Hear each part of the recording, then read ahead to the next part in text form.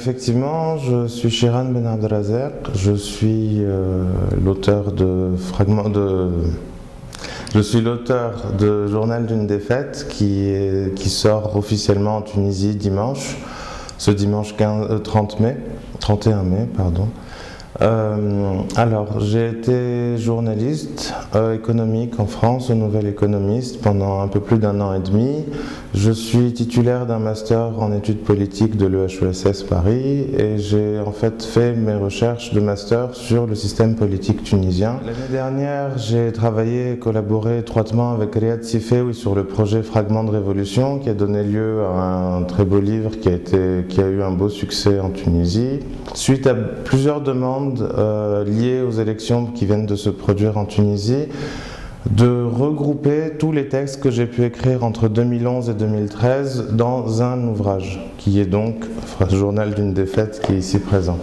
Pourquoi est-ce que les gens me demandaient de regrouper ces textes? Un ami à Paris est retombé sur un des textes, recherchait activement un des textes, parce que pendant les élections présidentielles, une situation lui avait fait penser à ce que j'avais pu écrire au début de l'année 2011. Il est retombé sur le texte et il a trouvé qu'il y avait énormément de choses d'une actualité vraiment brûlante dans ces textes qui pourtant datent d'il y a 4 ans.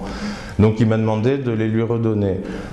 Au début, j'étais un peu sceptique, je me suis dit oui, bon, peut-être. Je me suis replongé dans ces textes et effectivement, j'ai trouvé beaucoup de choses qui n'avaient absolument pas changé et qui, au contraire, s'étaient même accentuées. Et c'est pour ça que je me suis dit que si lui avait ressenti ce besoin et que je ressentais effectivement l'actualité de ces textes, il faudrait peut-être en faire quelque chose. Alors en fait, très simplement, j'ai presque tout sélectionné. Je n'ai pas laissé beaucoup de textes de côté. Les seuls que j'ai laissés de côté étaient ou bien ceux qui auraient pu me valoir des problèmes légaux, en termes de procès ou de choses comme ça, donc j'ai préféré éviter ces questions-là.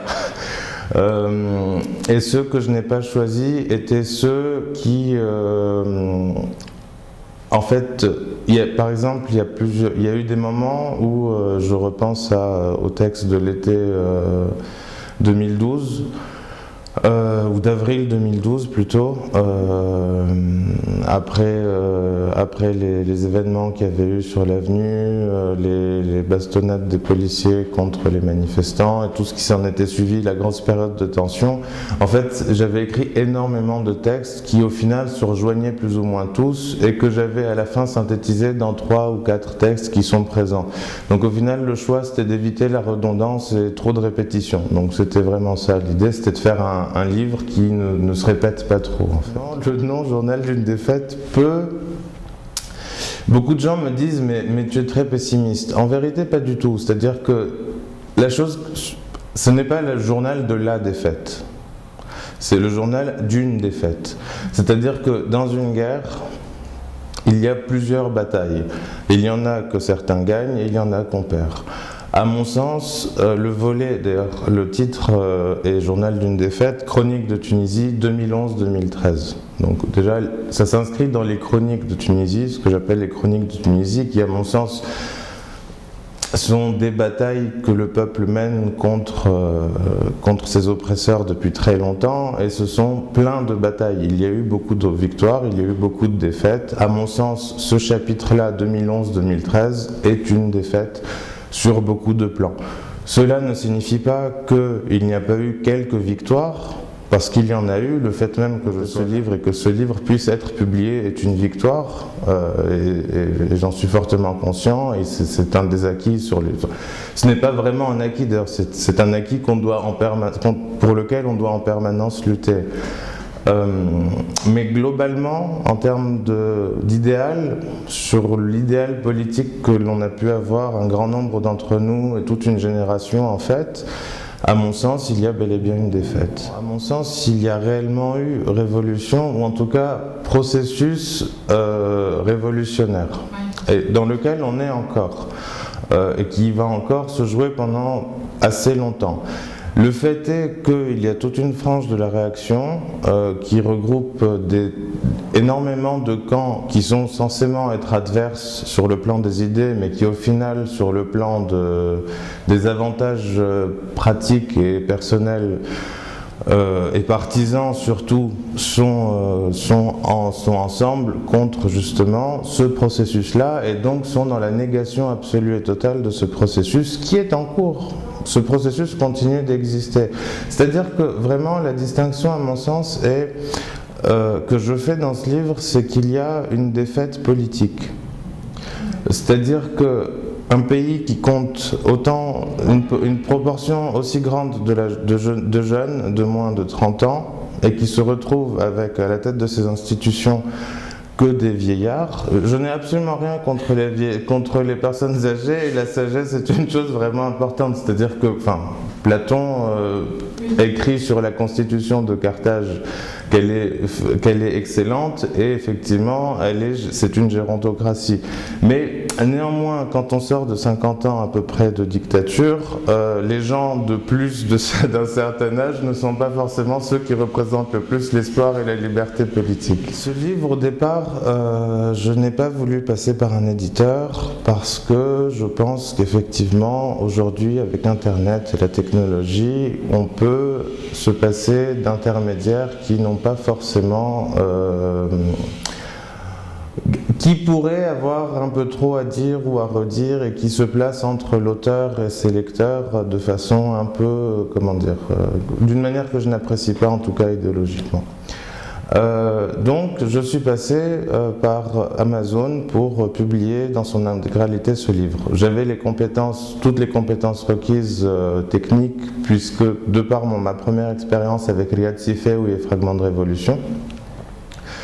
Et donc voilà, le livre est sorti une première édition est parue sur Amazon le 5 mars. Il y a eu à ce jour une centaine de ventes, ce qui n'est pas mal du tout compte tenu du peu de le relais médiatique que j'ai eu. C'était uniquement de la communication sur Internet, plus la communauté.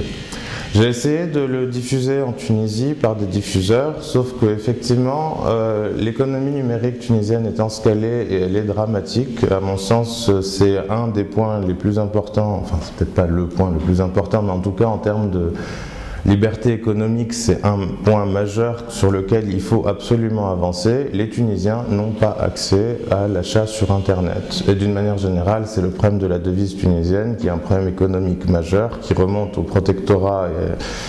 Le problème, ça revient encore à une question de colonisation intérieure, c'est-à-dire que c'est un vrai problème sur lequel peu de gens se posent la question. Donc j'ai pensé à encore utiliser Internet pour contourner le problème d'Internet en Tunisie, et donc j'ai lancé une campagne de crowdfunding, donc de financement participatif pour ceux qui ne connaissent pas, c'est-à-dire demander aux gens qui croient en cet ouvrage ou qui croient en X ou Y projet de le financer pour qu'il puisse voir le jour. Et donc effectivement, je suis vraiment très fier de présenter en Tunisie le premier livre qui paraît en fait grâce à une campagne de crowdfunding. Ça se fait un peu partout dans le monde de manière assez continue depuis quelques années, et en Tunisie c'est le premier crowdfunding. Je dois aussi remercier, en fait, ce qui est vraiment beau, c'est que grâce à ce projet, j'ai fait énormément de belles rencontres, dont Elias Boussara, que je salue tout particulièrement, qui est mon imprimeur, et qui est quelqu'un d'extrêmement engagé dans le milieu associatif, et qui a vraiment vu ce projet comme une belle chose, et qui a vraiment beaucoup aidé pour que ça se fasse. Alors, en 2 mots, ce livre, c'est réellement un livre qui permet de faire un travail de deuil sur toutes les espérances révolutionnaires qu'on a pu avoir et qui font que l'on vit très mal toute la situation présente. Et je le dis parce que beaucoup de lecteurs me l'ont dit, mais c'est surtout que je l'ai vécu. Je n'arrivais pas à digérer tout ce à côté de quoi on avait pu passer, et au final, de relire tous ces textes qui nous font vraiment revivre tout le parcours m'a permis de réaliser à quel point on avait quand même évolué tous, et à quel point il y avait encore énormément de choses à faire, même si on était passé à côté de beaucoup de choses. Exactement, ça permet effectivement de rebondir et de passer, de continuer en fait d'une autre manière et sur d'autres plans.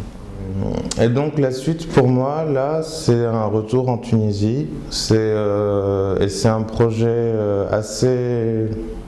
un gros projet culturel, parce que je pense qu'effectivement, dorénavant, c'est sur le champ culturel qu'il va falloir beaucoup bouger, qui permettra aussi de faire bouger les lignes de force du champ politique.